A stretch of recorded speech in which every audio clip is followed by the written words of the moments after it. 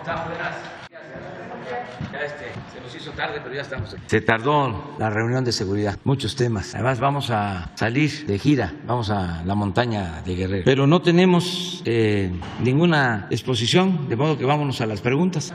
Tenemos, sí, a mí nada más uno. Gracias, señor presidente. Muy buenos días. El día de ayer mencionó que en el viaje que hará en el Consejo para participar en el Consejo de Seguridad de la ONU, uno de los temas relevantes iba a ser el combate a la corrupción. En México tenemos el Sistema Nacional Anticorrupción, que se supone que coordina a los actores sociales y a las autoridades de los distintos órdenes de gobierno a fin de prevenir, investigar y sancionar la corrupción.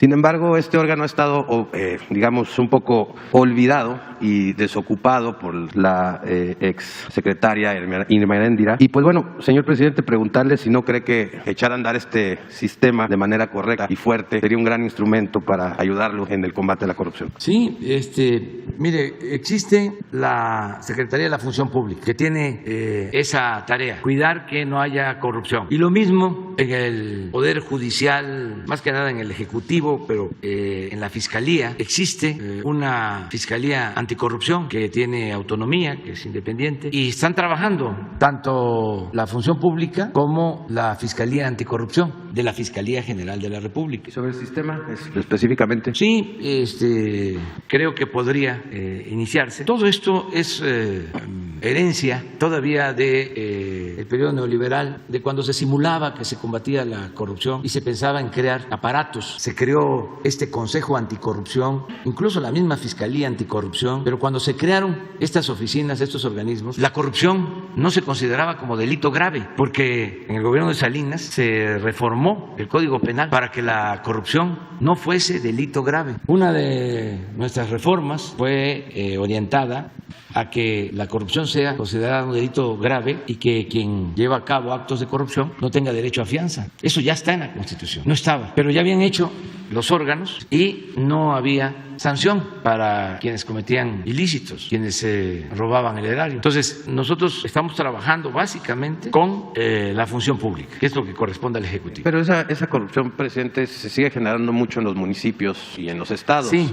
Digamos, se escudan mucho en que es recurso municipal, en que es un recurso propio. Y de repente, ahorita que vimos salir muchos alcaldes de sus administraciones y entran nuevos alcaldes, empezamos a ver destapes de los 5,000 aviadores y las obras mal hechas y cosas por el estilo. Sin embargo, señor presidente, no los castigan. Y eso es, a mi punto de vista, creo que punto de vista de muchos, pues algo que afecta demasiado a la credibilidad de que se está combatiendo la corrupción. Y por eso traigo el tema del combate del Sistema Nacional Anticorrupción, en donde participan ciudadanos con las autoridades, y que se supone que el fin es investigarlos y sancionarlos. Y pues si no funciona, pues ¿para qué está ahí también? Entonces, pues a ver, señor presidente, aunque sea un delito grave en este momento, pues por ejemplo, si hay algún dato de algún funcionario que ya haya sido castigado por corrupción y que le hayan aplicado esta reforma que impulsamos. Sí, es que primero se tiene que tomar en cuenta que existe independencia de los poderes en los estados, hay autonomía, existen en los estados también fiscalías anticorrupción, se crearon en el sexenio pasado, pero pues no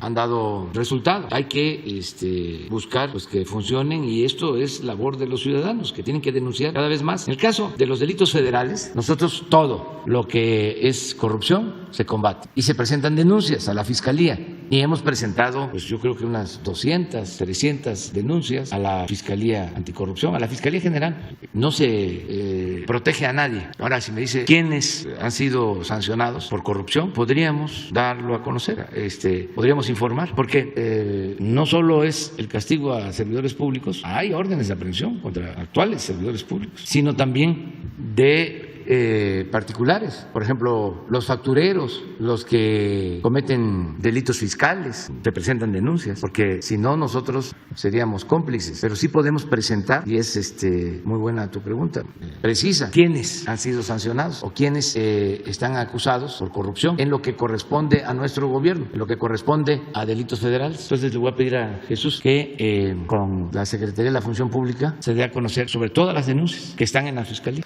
En mi otro tema, señor presidente, usted ha referido al aspiracionismo individualismo que parecen algunos sectores como una fórmula falsa que genera individualismo rampón, egoísmo, clasismo y racismo. Ese desprecio que se ve muy seguido hacia las personas que tienen menos oportunidades, que incluso hasta satanizan los programas sociales dirigidos a impulsarlos y ayudarlos, ¿no? En lugar de darles la mano, ¿no? y ser solidarios. Pues hace unos días atrás en redes sociales vimos un claro ejemplo de esto con un famoso conferenciante de nombre Carlos Muñoz. Él se autodenomina el Máster Muñoz, vende cursos de emprendimiento y de cómo hacerse millonario. Y bueno, durante una conferencia empezó a humillar y denigrar a un mesero que trabajaba en el salón, ¿no? Y me gustaría, si me lo permite, poner el audio de cómo lo hizo. Este güey que está ahí parado, que está trabajando aquí, que le agradezco mucho el trabajo, está ahí y no está aquí sentado porque no tiene el hambre, güey. Porque si él hubiera ahorrado los últimos 3 meses, hubiera pedido el día de hoy y se hubiera sentado aquí. No, él no tiene hambre, él está cómodo donde está.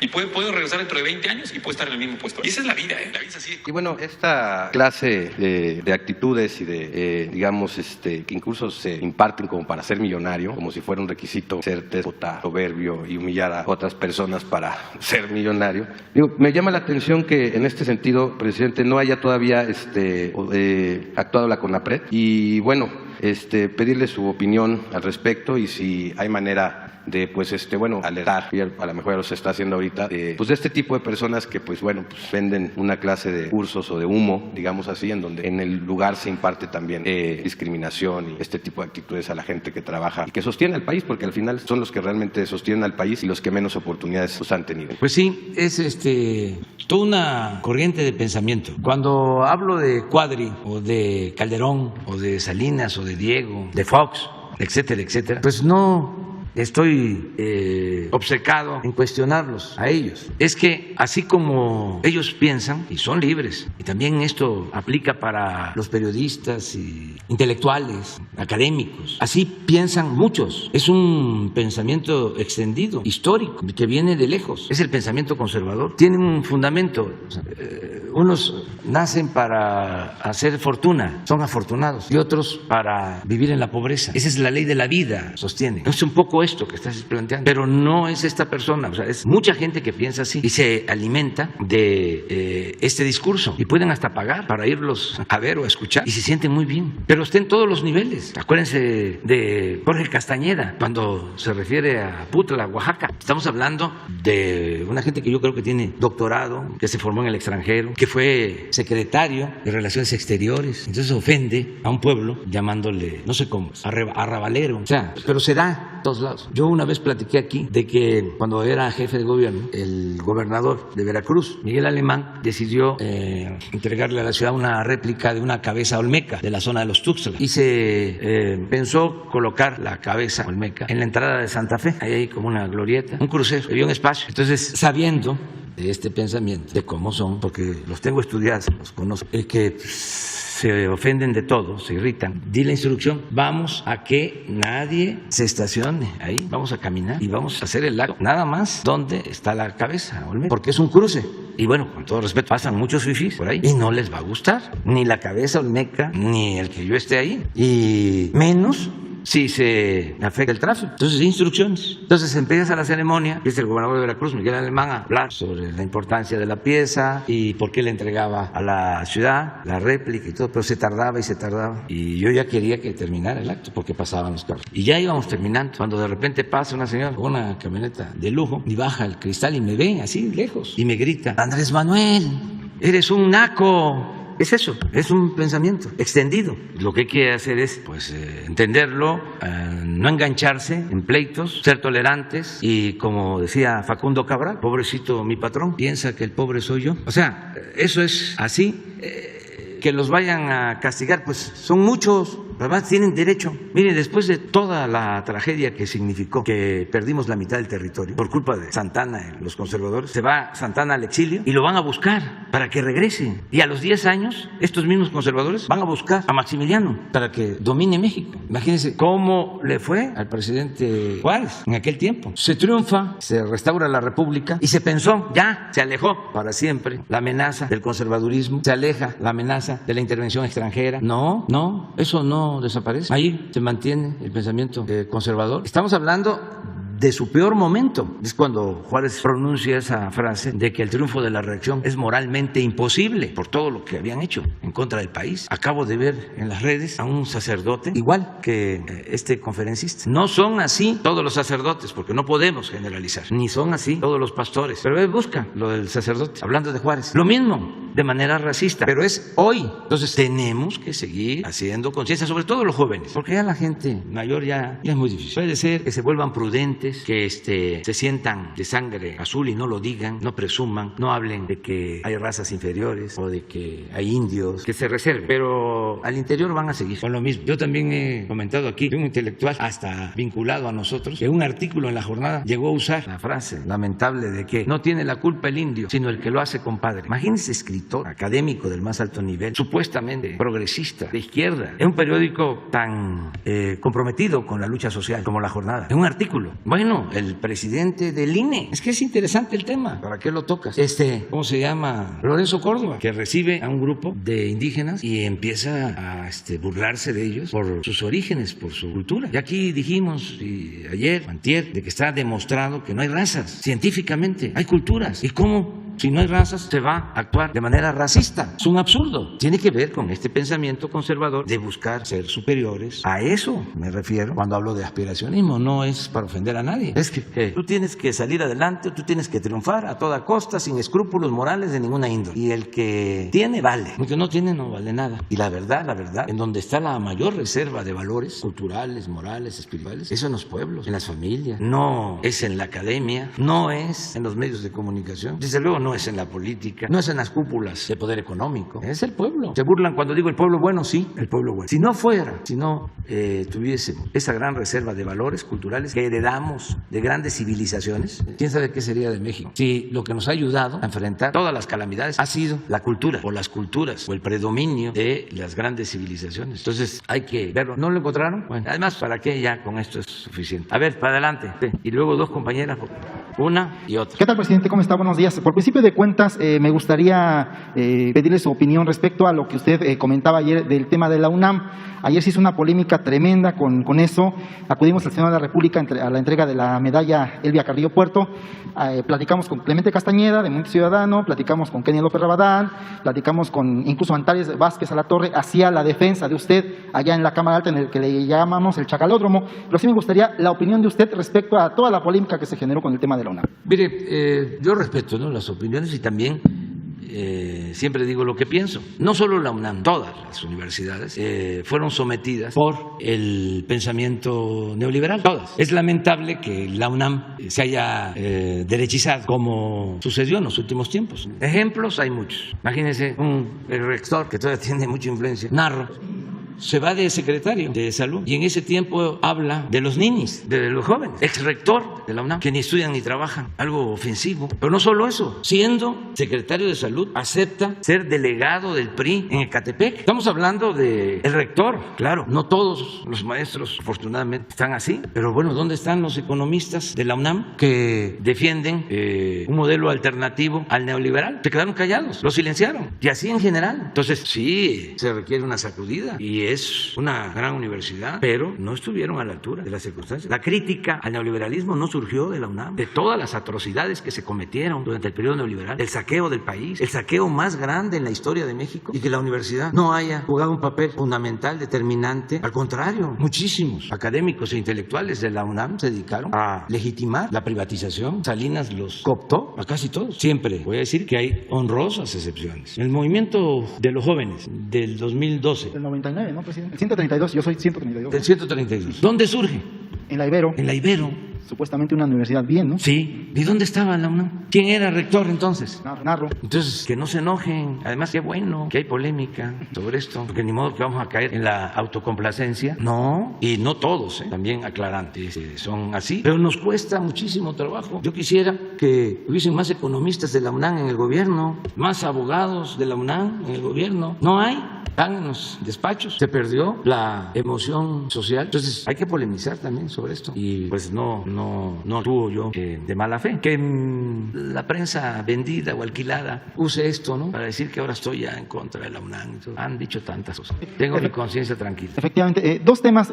Usted comentaba hace algunos días, por ahí se le hacía una denuncia respecto a la Marina Armada de México. Supuestamente había por ahí casos de discriminación, de violación. También nos denuncian en el caso de la Escuela Naval Militar, ubicada aquí en el sur de la Ciudad de México, que también hay casos de acoso hacia los alumnos en la Escuela Naval Militar. No sé si tenga algún reporte de eso. Y también comentarle, el fin de semana acudíamos a la gira de la jefa de gobierno Claudia Sheinbaum a Milpalta. La jefa de gobierno, tomando palabras de ella, menciona que usted quiere mucho a esa alcaldía, a esa delegación. Hay un conflicto ahí por temas de que no se ha podido elegir al representante comunal. En Milpalta regularmente se rige por usos y costumbres. Es distinto a la Ciudad de México. No hay como tal una propiedad privada, sino es propiedad comunal. Hay una posesión. Hay un tema que es el tema educativo. Seguramente le ha comentado la jefa de gobierno. Hay una universidad, si no me recuerdo, es del Bienestar, que está buscando sede, que por un conflicto que no hay representante comunal, no tiene sede. Acudimos, incluso la jefa de gobierno tuvo que conciliar entre varias facciones, hay que decirlo claramente, unas facciones identificadas con el PRI, otras con Morena, que usted, el partido que usted representa, que no permiten el tema del consenso para instalar esta universidad y un centro educativo que se va a ubicar en Atocpan, Milpalta, que seguramente usted ha platicado del tema con el señor Valleres. Es un tema importante porque es un complejo educativo que incluye una secundaria que se va a reubicar y una preparatoria que no tiene este poblado. De esos dos temas, presidente, finalmente preguntarle, y también del tema de la ONU, de la OMS, perdón. Ayer una reportera periodista mexicana le cuestiona al director de la OMS el tema de la carta y le dice que si usted puede enviar especialistas que tenga para que le digan cómo funciona el proceso de autorización de vacunas de la OMS. Serían los temas, presidente. Muchas gracias. Sí, el caso de la naval ya lo está atendiendo el almirante. Aquí se planteó y él va a informar y yo le tengo confianza al almirante Ojeda. Acerca de la escuela en Milpalta, pues yo creo que la jefa de gobierno nos va a ayudar para que se concilie, se logre un acuerdo para que se tenga la escuela. En Atompa, sí, hay un compromiso de una escuela también para la enseñanza del náhuatl. Creo que a eso te refieres. Sí. Ya estamos en verde. Es el tema de la Universidad del Bienestar que va a estar ubicada es el tema de la Universidad del Bienestar que va a estar ubicada en el centro de Milpalta. Sí. Es el tema de la Universidad de Lengua Náhuatl que estaría ubicada en Tlacotenco. Y es el tema del complejo educativo Atocpan que seguramente usted platicó con el señor Valleres, que le ofreció apoyo para construir una secundaria y una preparatoria, un tecnológico, un bachillerato tecnológico que está ubicado en un deportivo que se le denomina el Polvorín, que hay un grupo que dice que ellos lo adquirieron y la jefatura de gobierno que menciona que tiene un título de propiedad de ese predio. Es justamente por la cuestión comunal que no se ha definido y también el tema de los límites que hay entre Xochimilco y Milpalta. Incluso hay una antena de transmisiones ahí que es ilegal, que está ubicada en el límite, aprovechando de que hay indefinición en ese pedacito. Pero sí es el tema de la cuestión comunal que no, digamos, no se ha resuelto y no permite el tema de la construcción de las escuelas. Sí, yo creo que se va a resolver con la jefa de gobierno. Ahí se lo encargamos. Y la gente de Milpalta es muy participativa y todo lo que tiene que ver con la educación lo apoya. El otro asunto es... sí. Ya envié la carta, ya la recibieron y vamos a esperar la respuesta formal.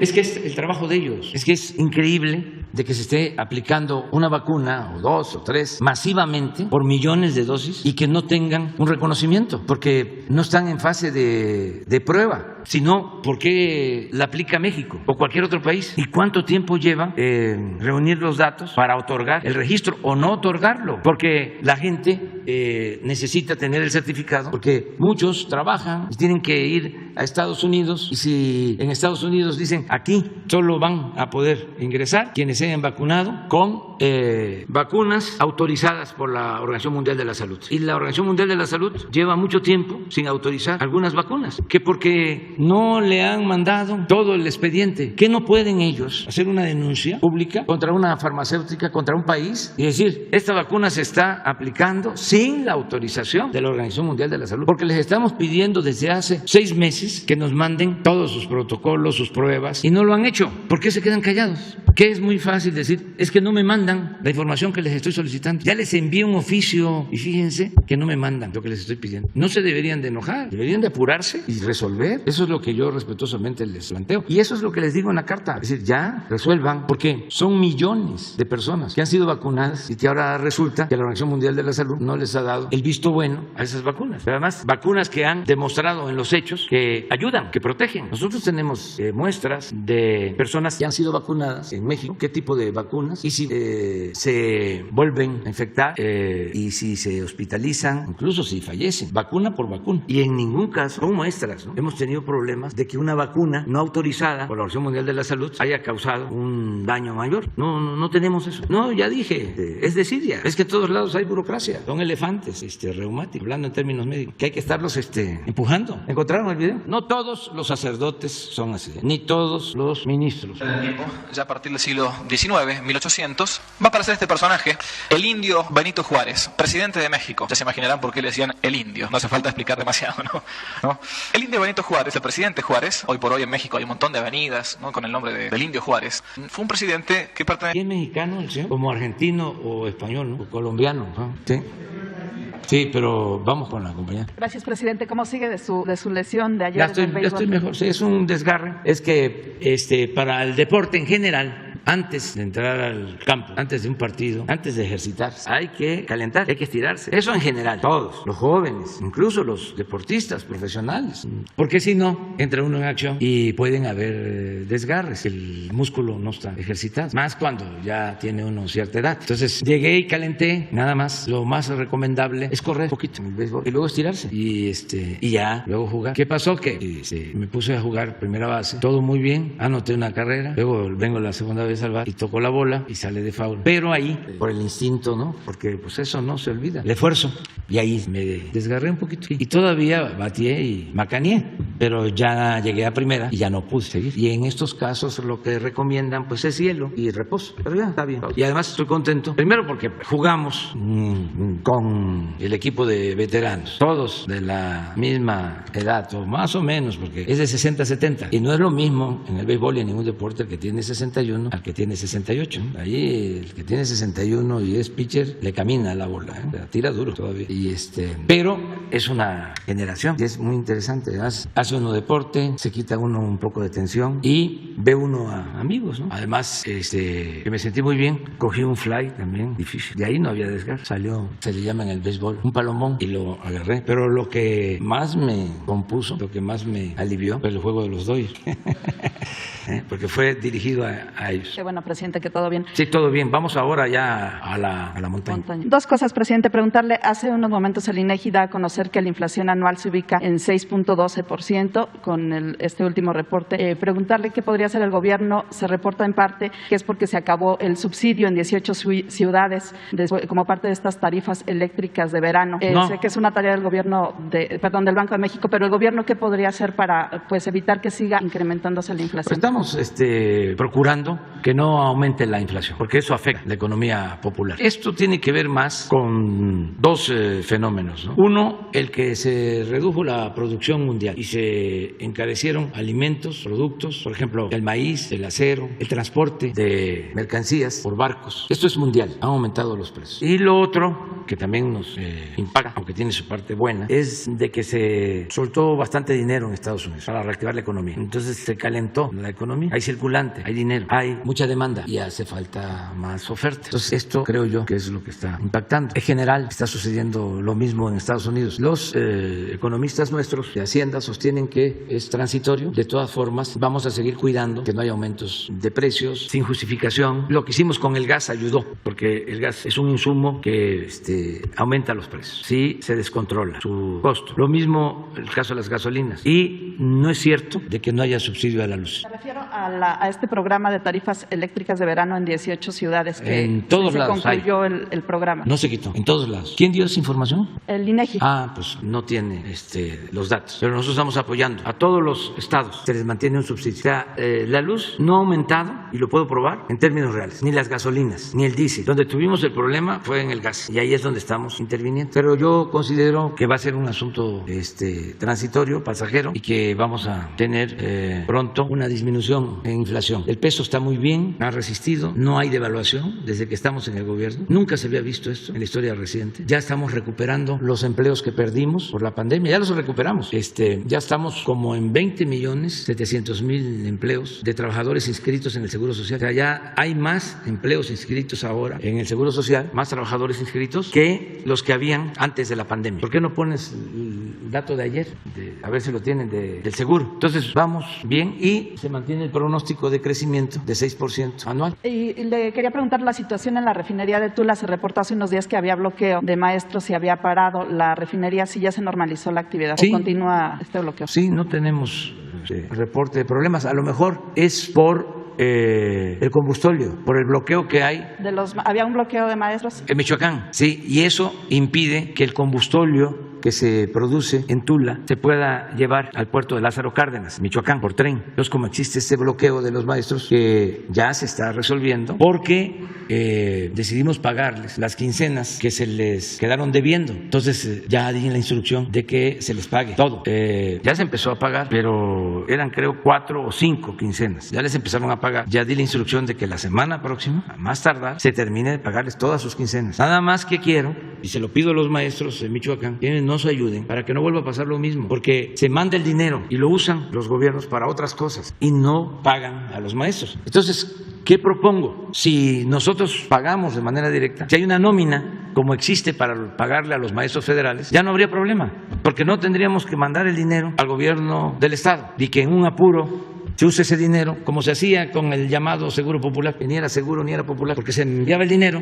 y lo usaban para otras cosas. Entonces, le mando a decir, convoco, hago un llamamiento respetuoso a los maestros de Michoacán, de que se acepte, y eso es a todos, de que se les entregue una tarjeta, un monedero electrónico del Banco del Bienestar, personalizado, va a su cuenta, así ya no hay intermediarios. Y no voy a dejar de decir que existe una oposición a que se pague de esta manera y que no solo es de las autoridades estatales, también de una red que hay que paga en efectivo a maestros. Entonces ya no queremos eso. El dinero en efectivo es una tentación. Entonces no queremos, porque no queremos la corrupción. Y también no queremos que haya, ¿cómo se le llama a los que cobran sin trabajar? Aviadores, que tienen 1, 2, 3, 4 plazas. Eso no. Y así ya no va a haber el problema. Imagínense, llega la quincena y no hay pago. Eso es ilegal, es inmoral, es hasta pecado. Es un delito. Entonces vamos a resolver todo esto, pero se requiere. ¿Pero ya está llegando el combustóleo a Tula o todavía? No, es que sigue el problema. Hay un paro de 60 días de las vías. Parada, la refinería sigue parada entonces, la de Tula. No, se produce y se saca por pipas, pero no es lo mismo, no es igual. Y hicieron el paro porque no les pagaban y dijimos, pues hay que hacer justicia primero, o sea, hay que pagarles. Ahora si se les paga y dicen, pues no, quiero más, ya sí, pues es otra cosa. Pero no se puede tomar ninguna medida. Es como cuando los neoliberales decían hay que apretarse el cinturón. Ni modo, ahí vienen más impuestos, ahí vienen los gasolinazos, hay que apretarse el cinturón. Nada más que ellos no se apretaban el cinturón, aplicaba aquello de que no te dejes engañar cuando te hablen de progreso, porque tú te quedas flaco y ellos aumentan de peso. Apretarse el cinturón para el pueblo, ¿no? No, el ejemplo tiene que dar el gobierno, que sigue apretar primero el cinturón, que es el gobierno. Así estamos, ¿mande? Sí. Esta era antes de la pandemia, 20.614.000 en febrero del 20 y en marzo 20.483 y aquí ya viene la caída. Estamos hablando pues de más de 1 millón de empleos perdidos para julio, 1.200.000, 19.496 y ahí fuimos recuperando poco a poco. Aquí se volvió a caer, pero este es diciembre, miren, es lo de la subcontratación. Ahora vamos a ver qué va a pasar en este diciembre, que ya entró en vigor la nueva ley, ya empezó a subir y estamos en lo que les decía, 20.703.000 y así es más o menos el comportamiento de la economía informal, porque esta información es de los inscritos al Seguro Social. Y hay un promedio a ver si no hay un promedio de sueldos que ha crecido también, afortunadamente. Es una gráfica que va para arriba. A ver si es que a veces no. Bueno, lo vemos, pero así estamos. Entonces sí vamos a seguir. Allá. Bueno. Gracias, presidente. Buenos días a todos. Para Canal 14 del SPR, preguntarle, presidente, su opinión sobre el reconocimiento que hace la Organización Mundial, la Organización Panamericana de la Salud, sobre la estrategia implementada por México ante la pandemia de COVID-19, por favor. ¿Qué dijeron? Reconocen la estrategia que implementó México para atender la pandemia. Sí, la verdad es que se aplicaron los trabajadores de la salud en México. Ayudaron mucho, enfermeras, médicos, camilleros, choferes de ambulancia, todos los trabajadores de la salud. Ellos merecen siempre nuestro reconocimiento. Ahora estuve en Tijuana, en la rehabilitación de un hospital general, ya estaban todos los trabajadores de la salud y les hicimos un reconocimiento y muy contentos por lo que hicieron. Fíjense, en circunstancias muy difíciles porque no solo es enfrentar la pandemia, sino todo el bombardeo de desinformación y no tuvimos un paro trabajar en un hospital, no dejaron de trabajar y pudieron haber argumentado con razón al principio de que no tenían equipos para protegerse, porque no podíamos conseguir los equipos, nos llevó tiempo. Por eso le agradecemos mucho al gobierno de China, porque fueron los primeros en enviarnos equipos de protección para médicos, para enfermeras. Eso no se debe de olvidar. Y no teníamos ventiladores, no teníamos camas, no había médicos especializados. Tuvimos que formar médicos generales para atender enfermos de COVID y agradecerle a los gobiernos de China, de Rusia, de Cuba, de Estados Unidos. Recuerdo que estábamos tratando un problema de petróleo, porque se iban a caer los precios, como sucedió, que llegó a no tener precio el barril de petróleo, cero, porque por la pandemia andaban los barcos cargados de combustible, los buquetanques, como almas en pena, no podían atracar porque no había demanda. Entonces me habló el presidente Trump, eso lo cuento en el libro, porque nos asignaron una disminución, los de la OPEP y los de la no OPEP, de 350,000 barriles, y no podíamos, porque nos quebraban. Entonces se pusieron de acuerdo y fijaron esas cuotas de disminución. México dio sus argumentos y resistimos. Entonces por eso la llamada del presidente. Acordamos de que íbamos a aportar 100,000 barriles, iba a reducir nuestra producción en 100,000 barriles, y ellos, yo digo que de manera generosa, asumieron una disminución de 250,000 barriles para cubrir la cuota que le asignaron a México. Pero estábamos terminando eso, porque era el único país que faltaba, porque resistimos. Empezó el presidente Trump, nada más escuchaba yo, porque ya ven que no hablo inglés, nada más castillo, pero escuchaba yo que decía México, México, México, México, México, por el teléfono, México, México, México, la traductora.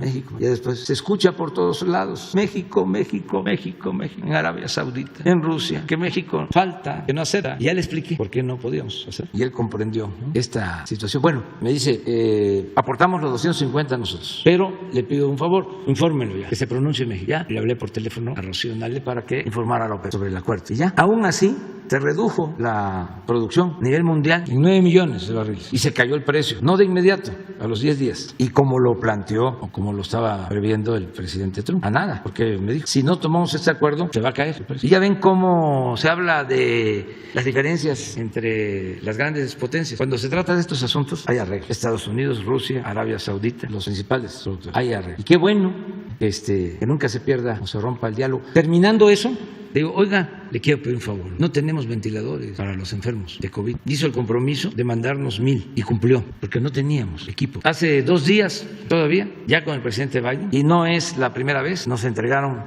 donativos de vacunas del gobierno de Estados Unidos. Nos entregaron millones de dosis para vacunar en la frontera de la vacuna Johnson, y ahora nos acaban de llegar 3,500,000 de AstraZeneca de Estados Unidos donadas. Entonces agradezco mucho. La India nos ayudó, después ellos tuvieron un problema serio, pero nos ayudó enviándonos vacunas también. Y la gente que se cuidó, de todas maneras, hubieron muchos fallecidos, todavía están perdiendo la vida. Personas, nos duele muchísimo, nos duele mucho lo que pasó, fue tremendo. Ahora, acerca de resultados, pues en América, si lo vemos aunque son muy feos los comparativos, fallecieron más en otros países que en México en relación con la población. ¿Mande?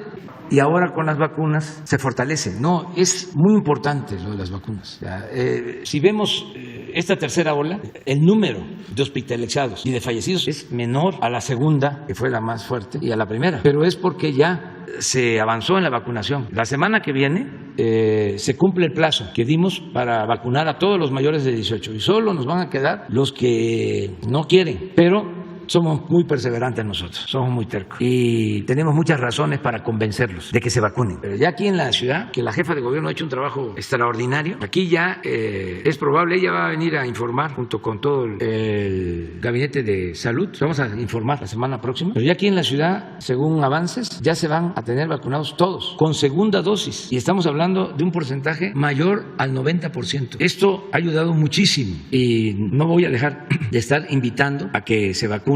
Y estamos, por ejemplo, en Chiapas, está Zoé Robledo, ahora dedicado a la vacunación, porque no solo son los municipios o las cabeceras municipales, hay que ir hasta la comunidad más apartada y vacunar a todos. Entonces sí vamos a poder informar sobre eso. Presidente, también hay sectores que continúan cuestionando lo que es la Estrategia Nacional de Vacunación, difundiendo desinformación e infodemia. La pregunta sería cómo se puede revertir esta constante campaña en contra de los avances de la vacunación y si usted considera que son intereses políticos o económicos detrás de esto. Pues sí, hay intereses. políticos, pero es normal eso, ¿no? Más en una transformación. A veces nos preocupamos más de la cuenta, ¿no? De lo que hacen nuestros adversarios, los opositores, pero primero pues están en su derecho. Imagínense que sean paleros, ya no estamos en el tiempo de antes, que había una oposición palera, ¿no? Pues tienen que oponerse, nada más que tienen que hacer críticas constructivas, pero ejercer su libertad. Y yo tengo que agradecerles mucho a los opositores de que no se ha optado por la violencia, que son columnas en periódicos, programas de radio, de televisión, insultos en medios convencionales, en las redes sociales, pero no pasa de ahí. Y esto es muy bueno,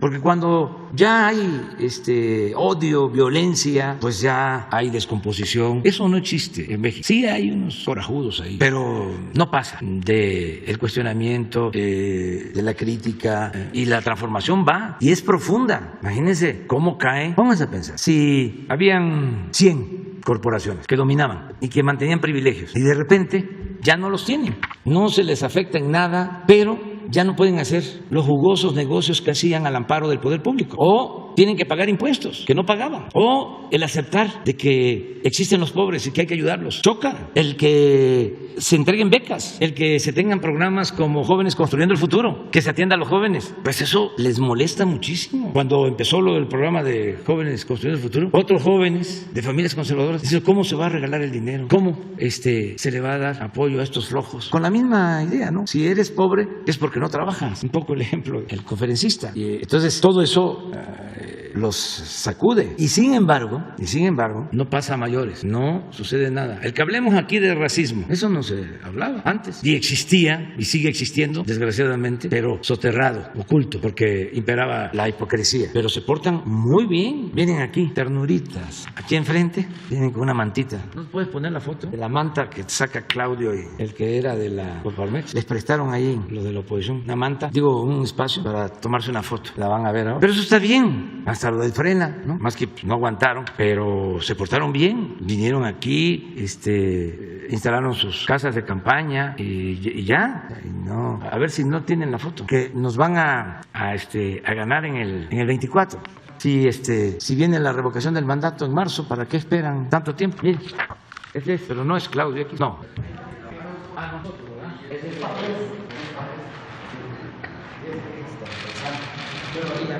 Su papá era un gran periodista, Pepe Pajés, el de la revista El Siempre. Tenía esa revista articulistas, Paco Martínez de la Vega, Alberto Domingo, o sea, Carlos Monsiváis. Tenía la sección de cultura, era en El Siempre, ¿no? La de Carlos, suplemento cultural. Pero ya son otros tiempos. El primo, no era hermano, era primo del papá de ella, de Pepe Pajés, don Regino Yergo, Regino Hernández Yergo. Fue el creador de las primeras revistas, Hoy, Mañana y Siempre. Y don Regino le hizo una entrevista a Pancho Villa que fue histórica. Ahí se las recomiendo, porque me preguntó muchas cosas interesantes. Ya cuando estaba en Canutillo de Villa, retirado.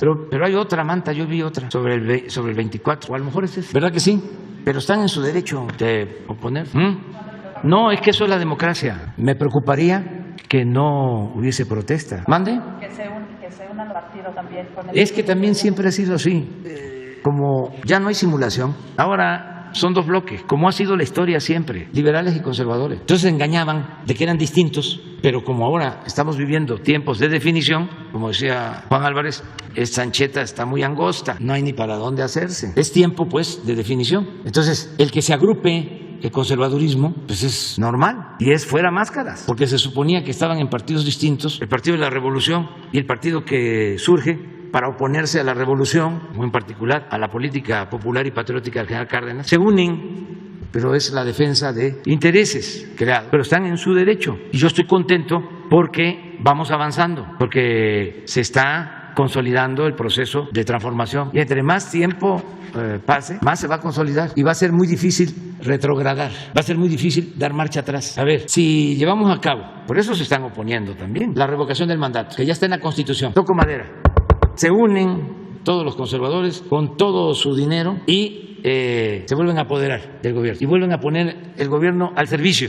de una minoría. Pero ya está en la Constitución la revocación del mandato. Entonces, soy seguro que van a haber ciudadanos que van a pedir que se revoque el mandato. Son cambios casi irreversibles. Y el cambio más irreversible es el cambio de mentalidad, la toma de conciencia. Porque pueden acabar con el Banco del Bienestar. Podrían, toco madera, no quiero, privatizar el aeropuerto Felipe Ángeles, privatizar el Tren Maya, volver a dar concesiones para la explotación minera a diestra y siniestra, seguir con las rondas para seguir entregando la riqueza petrolera de la nación a particulares. No va a ser fácil, pero podrían hacer que vuelva a predominar la corrupción como era antes. Pero el cambio de mentalidad, ¿cómo echan para atrás eso? Eso es lo más importante. Por eso todos tenemos que ayudar a fortalecer la nueva corriente de pensamiento y darle atención a los jóvenes y no dar por hecho de que ya los jóvenes tienen conocimiento de lo que sucedió en otros tiempos. No, la mayoría, millones de jóvenes, no saben qué pasó cuando Salinas tomó la decisión de entregar teléfonos de México, los bancos, las minas. No tienen conocimiento de eso. Las empresas, todo. Hay que informar, orientar, concientizar. Ya me tengo que ir. Ya es la tercera llamada. Queda pendiente para el lunes, mi palabra. Ya, pendiente. Voy lejos. Quedas tú también pendiente.